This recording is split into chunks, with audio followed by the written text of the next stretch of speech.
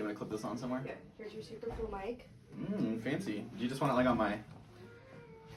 Yeah, Is that okay? That would be perfect. Okay, perfect. Okay. Now we're ready to rock and roll. When I was in high school, my mom was a teacher, and so I always knew I wanted to go into education. But really, my last 2 years of high school is when I was kind of really majorly focused on music. So when I got to college, honestly, I just said music education because I liked music and I wanted to teach. So I was like, that was the only really thing I could do. But I very quickly found out that, music education is a very, very underappreciated education just because of the major time commitments that you have and all the knowledge that you have to upkeep. Just because in my classroom setting, it's just very different from a normal traditional, as you would say, like core subject class. I had a lot of opportunities when I was in college to teach at different things. I did a lot of miniature master classes, which for those in music education, it's essentially just an outreach opportunity for me to go and play for students and then kind of help them with stuff. So I did that a lot during solo and ensemble season, as well as I taught lessons all through college to some of the local trumpet players, and had some other different opportunities to teach. But yes, Ottawa High School is my first professional teaching opportunity. So I pretty much worked the whole summer before I got to this job, and I actually had my last day of work the Thursday before we started band camp that next week. So I had 4 or 3 days to move to a new town, set up my new apartment, and then make sure everything was ready in the classroom that I hadn't been able to be in for the longest time. So I would say it's very difficult, because you get so used to what college life and college education looks like, because it's very different than this. It's very much more in your own hands. There's not much push or pull with people.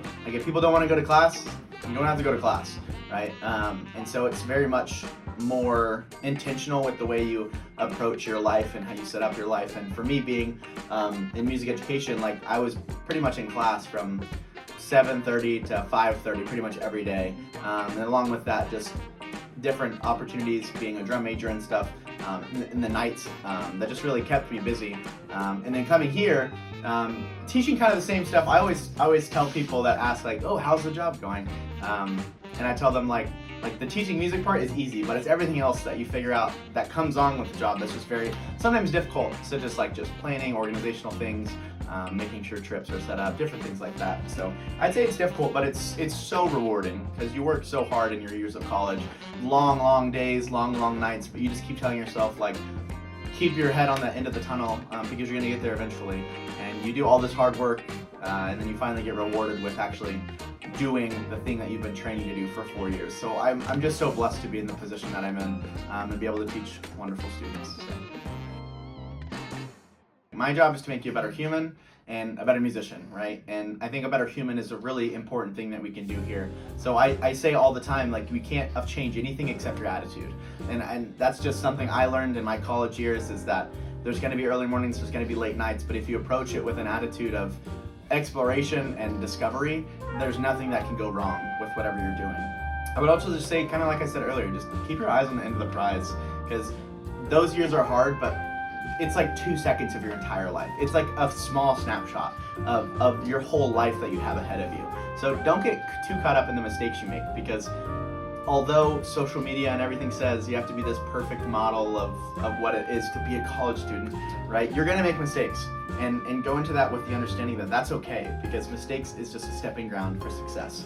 The people that are the most successful are the people that are able to fall down and get right back up again. And the big transition, just get involved. Just say yes to things, like say yes to everything. Get out of your comfort zone.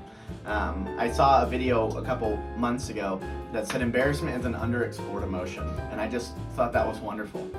Because for those of you that know me, I'm pretty much embarrassment to a T. I don't really care what anybody thinks. Getting yourselves in those situations and being okay with, it's okay to be weird and it's okay to be yourself. And you can find empowerment in that. Will just help you for everything that you have going on. So when something bad happens or something great happens, right, you know how to celebrate it just as if it was another day. All right, that's all I have to ask you. Great, thanks. Thank you so much. You're welcome. It's fun. I gotta use a fun little microphone. Cool.